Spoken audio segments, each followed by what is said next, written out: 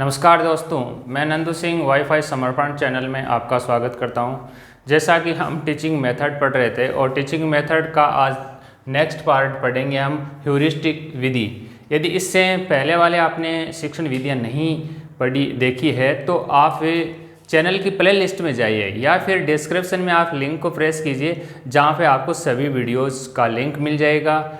इसके अलावा यदि आप पहली बार चैनल से जुड़ रहे हैं तो चैनल को सब्सक्राइब जरूर कर लें, साथ ही बेल आइकन प्रेस कर लें ताकि नेक्स्ट वीडियो का आपको नोटिफिकेशन मिलता रहे। तो आइए आज हम अध्ययन करते हैं ह्यूरिस्टिक विधि का। देखिए दोस्तों, आज हम एक ऐसी विधि का अध्ययन कर रहे हैं जो मनोवैज्ञानिक विधि है और इसमें छात्र एक खोजी के रूप में काम करता है, एक अनुसंधान के रूप में काम करता है, एक अन्वेषण के रूप में काम करता है और विज्ञान विषयों के लिए बहुत ही महत्वपूर्ण विधि है। इस विधि की अपन आइए यहाँ पर ज़रा समझने की कोशिश कीजिए। पहली बात करते हैं कि ह्यूरिस्टिक विधि के यदि आपको इसका प्रवर्तक पूछा जाए कि ह्यूरिस्टिक विधि के प्रवर्तक कौन है, तो आपको ध्यान रखना है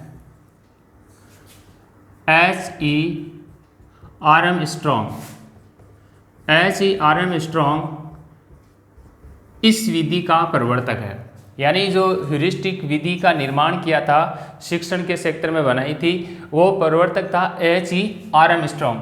और H.E.R.M. स्ट्रॉन्ग थे, ये लंदन सेंट्रल कॉलेज के प्रोफेसर थे। लंदन सेंट्रल कॉलेज के ये प्रोफेसर थे, ये और इन्होंने ही ह्यूरिस्टिक विधि का निर्माण किया था।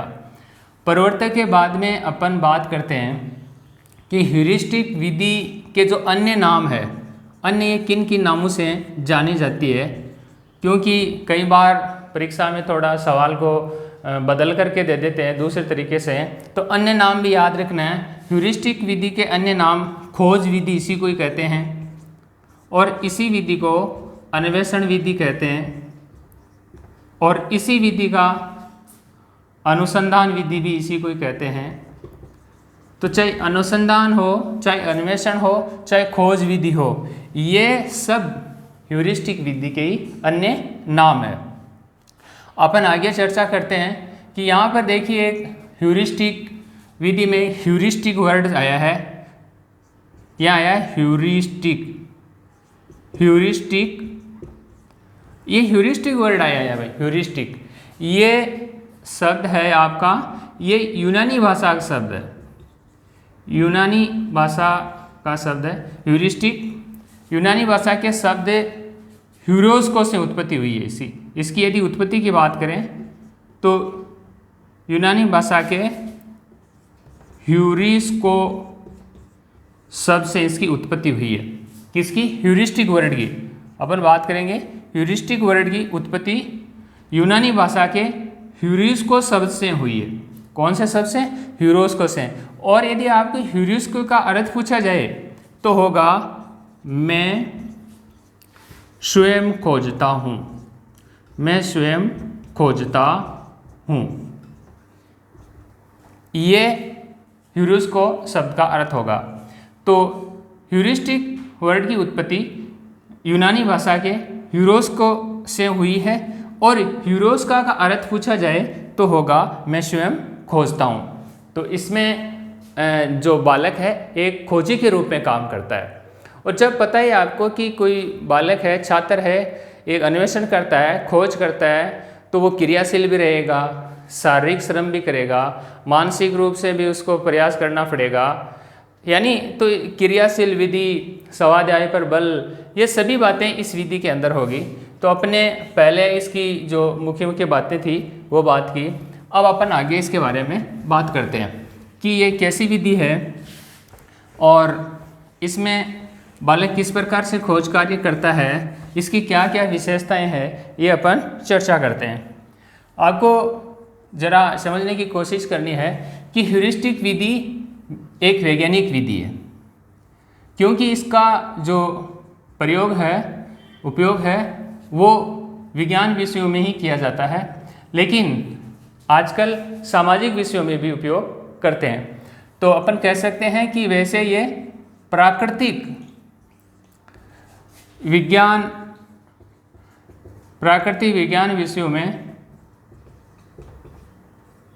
विषयों में उपयोगी, परंतु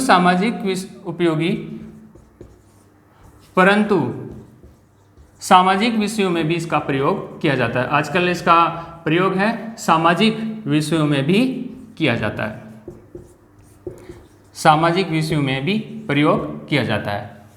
तो विज्ञान विषय में प्राकृतिक विज्ञान विषयों के लिए उपयोगी विज्ञान की विधि है, ये आपको पूरा ध्यान रखना है। इसमें छात्र क्या करता है, छात्र या बालक खोजपूर्ण कार्य करता है, क्योंकि ये अनुसंधान करने वाली विधि है, तो खोजपूर्ण कार्य करता है। और छात्र स्वयं कैसा रहता है, सक्रिय रहता है। तो ये क्रियाशीलता के सिद्धांत पर आधारित है, क्रियाशीलता के सिद्धांत पर आधारित है। बालक सक्रिय रहता है और बिना किसी विशेष निर्देशन के वो एक खोज का कार्य करता है।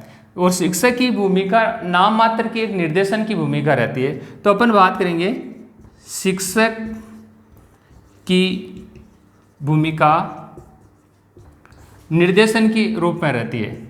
नाम मात्र का वो निर्देशन करता है, निर्देशन के रूप में रहती है, एक निर्देशन के रूप में वो कार्य करता है। इसके बाद में अपन आगे बात करते हैं। यह एक नेचुरल बात है कि जब कोई भी व्यक्ति स्वयं कार्य करेगा तो जो सीखा हुआ ज्ञान है वो स्थायी होगा, क्योंकि जब स्वयं अपने हाथों से हम काम करेंगे तो वो ज्ञान स्थायी ज़्यादा होगा। तो अपन कह सकते हैं कि अधिगम स्थायी, बच्चे को जो सीखा है ज्ञान टीचिंग में जो लर्निंग की है वो स्थायी होती है। इसके अलावा अपन कहेंगे कि ये लर्निंग बाय डूइंग के सिद्धांत पर आधारित है। लर्निंग बाय डूइंग, करके सीखना, कार्य करके सीखना के सिद्धांत पर ये आधारित है। इसी प्रकार से अपन बात करते हैं कि जब हम खोजपूर्ण कार्य करेंगे तो शारीरिक श्रम भी करना पड़ेगा और साथ में मानसिक रूप से भी हमें सक्रिय रहना पड़ेगा। तो इस विधि में शारीरिक व मानसिक रूप से सक्रिय रहना पड़ता है, शारीरिक और मानसिक रूप से सक्रिय रहना पड़ता है दोनों में ही।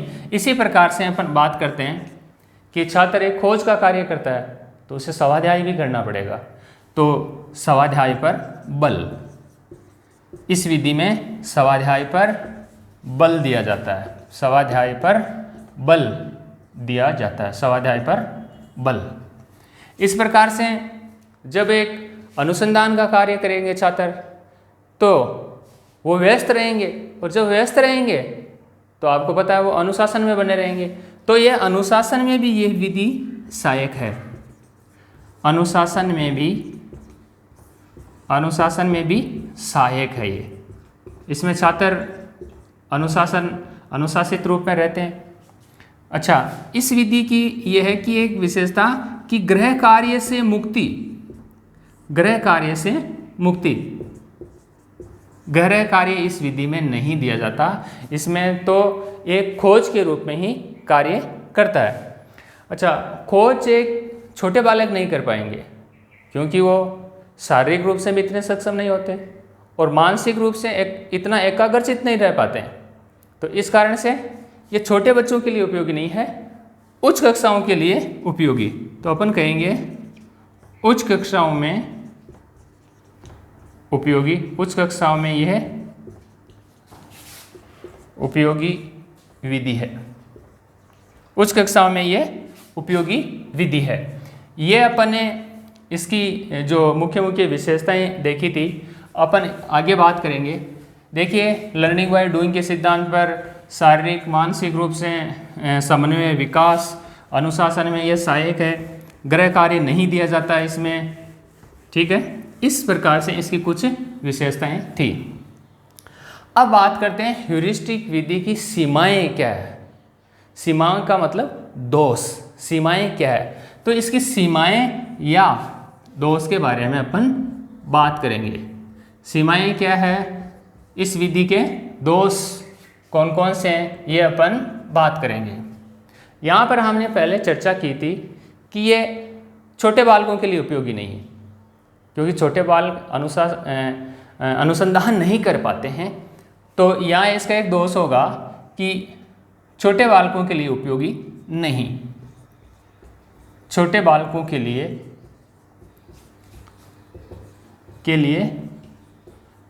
उपयोगी नहीं है। छोटे बालक इसमें ये विधि से के द्वारा सीख नहीं सकते। इसके बाद में अपन बात करेंगे कि ये काफ़ी जटिल विधि है, तो पाठ्यक्रम पूर्ण नहीं हो पाता समय पर। तो अपन कहेंगे पाठ्यक्रम समय पर पूर्ण नहीं होता है। पाठ्यक्रम है वो समय पर पूर्ण नहीं होता है। अनुसंधान करते हैं तो समय भी ज़्यादा लगता है और शक्ति भी ज़्यादा लगती है।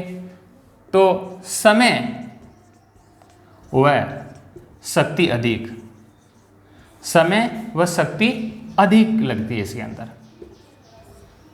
अब अनुसंधान है, ये एक नेचुरली बात है कि छोटे बालक भी नहीं कर पाते हैं। छोटे बालकों के साथ में मंदबुद्धि बालक है, वो भी इस विधि के द्वारा नहीं सीख सकते हैं।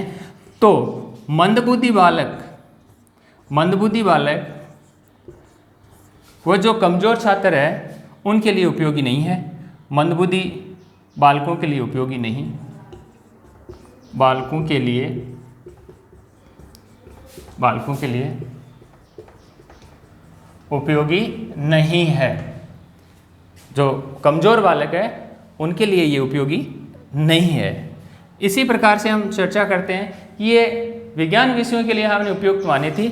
जो साहित्यिक व भाषापरक विषय हैं उनमें इसका अध्ययन मुश्किल से हो पाता है, नहीं हो पाता। तो साहित्यिक व भाषापरक विषयों में प्रयोग नहीं, या विषयों में इसका अध्ययन नहीं हो पाता है, प्रयोग नहीं।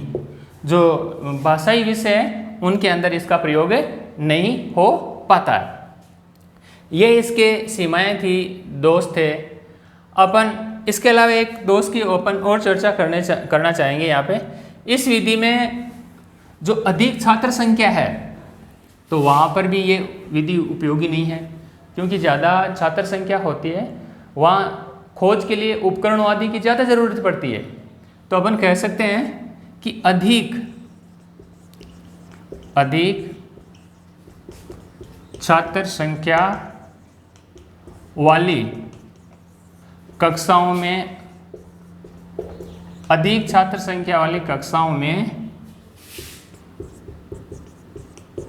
उपयोगी नहीं है। अधिक छात्र संख्या वाली कक्षाओं में उपयोगी नहीं है, क्योंकि उपकरणों आदि की व्यवस्था नहीं हो पाती है। तो ये ह्यूरिस्टिक विधि के क्या थे, दोष थे। अब अपन बात करेंगे, इसकी दो परिभाषाएं दी गई है, उन दोनों परिभाषाओं की बात करेंगे अपन, उनके ऊपर चर्चा करेंगे। दोष के साथ साथ देखिए आप, जो ह्यूरिस्टिक विधि की दो परिभाषाएं दिए गए दो शख्सियतों के द्वारा, वो परिभाषाएं या इसके दो कोटेशन हैं, उनकी अपन बात करेंगे। एक कोटेशन अपन बात करेंगे ह्यूरिस्टिक विधि के जो प्रवर्तक है उन्होंने जो कोटेशन दिया था उसके बारे में बात करेंगे। H.E. आर्मस्ट्रॉन्ग ने क्या कहा था, ये देखिए आप। H.E. आर्मस्ट्रॉन्ग ने यह कहा था कि यह एक ऐसी शिक्षण विधि है जिसमें विद्यार्थी को एक खोजी के रूप में रख सकते हैं। तो अपन कहेंगे आर्मस्ट्रॉन्ग ने क्या कहा था, विद्यार्थी को एक खोजी के रूप में रख सकते हैं, एक खोजी के रूप में रख सकते हैं। इस विधि में हम इस विधि में हम क्या कर सकते हैं कि एक विद्यार्थी को खोजी के रूप में रख सकते हैं, क्योंकि इस विधि में खोजपूर्ण कार्य होता है। तो आरएम स्ट्रॉन्ग का यही कथन है कि एक विद्यार्थी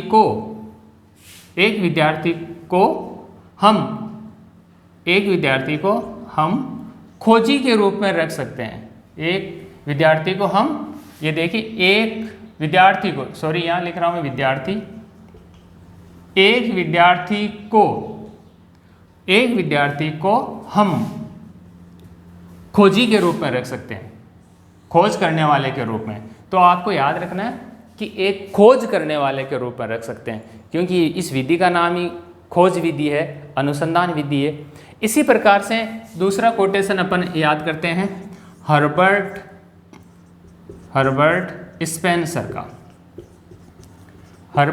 स्पेंसर का जो कोटेशन है उसको देखिए आप। हर्बर्ट स्पेंसर ने कहा था कि ये एक ऐसी विधि है जिसमें विद्यार्थी को कम से कम बताया जाए और अधिक से अधिक खोजने के लिए प्रोत्साहित किया जाए।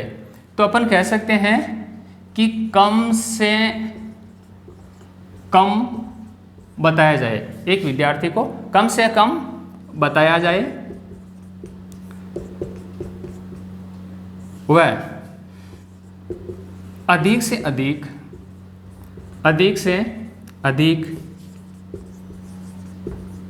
खोजने के लिए प्रोत्साहित किया जाए, अधिक से अधिक खोजने के लिए प्रोत्साहित किया जाए। तो यहाँ पर हम बात कर सकते हैं कि हर्बर्ट स्पेंसर का जो कथन है वो देखिए कि विद्यार्थी को कम से कम बताया